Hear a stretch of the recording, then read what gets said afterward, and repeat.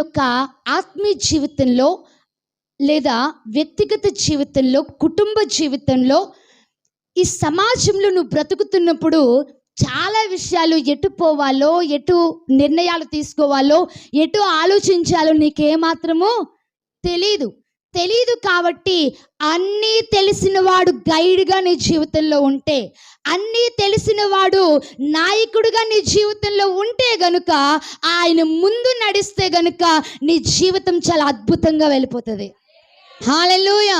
ఆయన నీ ముందు నడిస్తే నీ బ్రతుకులో ఏ భవిష్యత్తు నువ్వు తీసుకోవాలో అది నిర్ణయించేవాడు ఎవరో తెలుసా? ఆయన నిర్ణయానికి నీవు అప్పగించుకుంటే నీకు ఏ భవిష్యత్తు ఇవ్వాలో ఆయన ఇస్తాడు. అంతేగాని నీ భవిష్యత్తు నువ్వే నిర్మించుకుంటే గనుక అందులో ఏ దీవెన?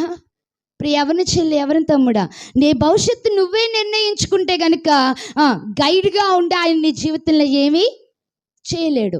అదే నీవు ఆయనకు అప్పగించుకుంటే గనుక ఆయన సరైన మార్గానికి నిన్ను నడిపిస్తాడు. హల్లెలూయా.